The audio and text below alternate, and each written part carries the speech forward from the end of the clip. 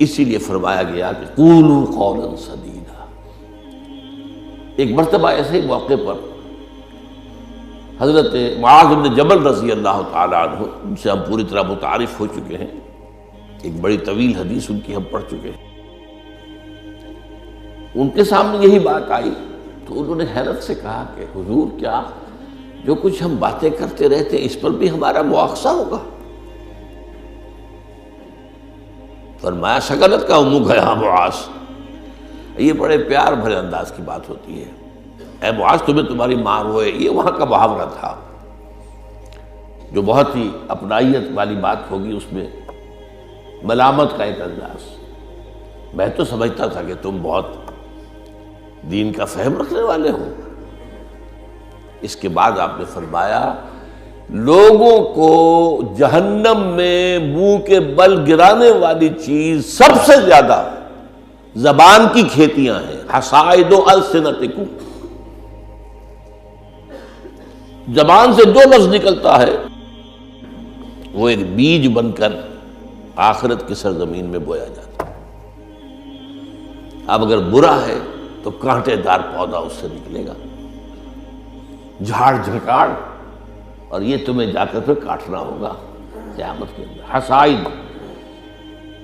اس کو کہتے ہیں کھیتی کا کاٹنا جو ہوتا ہے، حب الحصید۔ دو قسم کی نباتات زمین پر ہیں، ایک تو وہ جو پودا اور درخت موجود رہتا ہے، پھل آپ اتار لیتے ہیں، اگلے سال پھر پھل آ گیا، پودا وہی کا وہی ہے، اور ایک وہ فصل ہوتی ہے گندم کی ہے، چاول کی ہے، گنے کی، وہ آپ نے کاٹ لی، اس کو کہتے ہیں حصید۔ حصائد السنتکم، تمہارے زبانوں کی بوئی ہوئی جو کھیتیاں ہیں، سب سے بڑھ کر جہنم میں گرانے والی شے وہ ہے۔ اسی میں بلکہ ایک ذرا اور حدیث بھی ہے، ذرا اس میں حیا کا پہلو مانے ہوتا ہے بیان کرنے میں، لیکن حدیث نبوی ہے، حکمت کا بہت بڑا خزانہ ہے۔ آپ نے فرمایا مسلمانوں مجھے تم دو باتوں کی ضمانت دے دو کہ تمہارے دو عضو جو بہت ہی چھوٹے چھوٹے سے، ان کا غلط استعمال نہیں ہوگا، جنت کی ضمانت میں دیتا ہوں۔ اب دیکھیے کوئی 2 من وزن ہے، 1.5 من ہے، 2 من سے بھی زائد ہے، اب اس میں دو عضو ہیں، ایک زبان اور ایک شرمگاہ، ان دو کی ضمانت مجھے دے دو کہ ان کا غلط استعمال نہیں ہوگا۔ باقی پورا جسم جو ہے، اس کی جو بھی حرکات و سکنات ہیں، ان کی گویا کہ میں ضمانت دیتا ہوں کہ اول تو وہ ٹھیک ہی ہو جائیں گے، وہ غلط کام کریں گے نہیں۔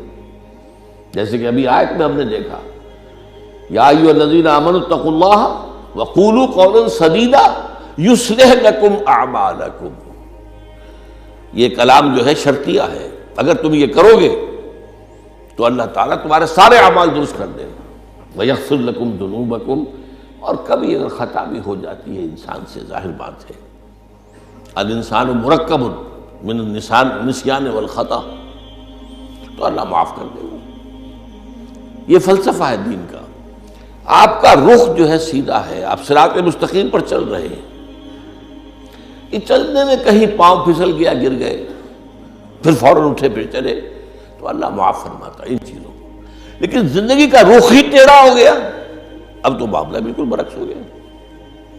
اب تو جو قدم اٹھ رہا ہے وہ غلط رخ پر جا رہے ہیں، جتنا آگے بڑھیں گے صراط مستقیم سے اتنا ہی دور ہوتے جائیں گے۔ رخ سیدھا رہے، اللہ کے احکام اور اس کے رسول کی سنت، اس پر رخ پہ آدمی چل رہا ہے۔ جو اللہ چاہتا ہے، عبادت رب، شہادت علی الناس اور اقامت دین کی جد و جہد، اس میں انسان لگا ہوا۔ اب خطا ہو گئی، غلطی ہو گئی، لغزش ہو گئی، کیونکہ مجھے یاد ہے آج تک اپنا ایک واقعہ میڈیکل کالج کے 5th ایئر کا، تھوڑا دیر ہو گئی تھی، فرسٹ لیکچر ہمارا ہوتا تھا جو سرجری کا، ڈاکٹر امیر الدین، وہ بڑے سخت تھے، 5 منٹ کی مہلت دیا کرتے تھے، اس کے بعد دروازے بند، اس کے بعد آپ آئیں گے تو پھر آپ داخل نہیں ہو سکتے۔ تو میں تیز چل رہا تھا، بارش ہوئی تھی، سائیکل پر تھا، سائیکل پھسلی میں گرا،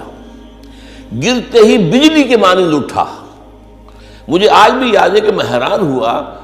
کہ میں جب اٹھ چکا تھا تو مجھے معلوم ہوا کہ میں گرا تھا۔ یہ ایک کیفیت ہوتی ہے کہ آدمی جو ہے، ایک یہ ہے کہ گرا تو پڑا وہاں پر،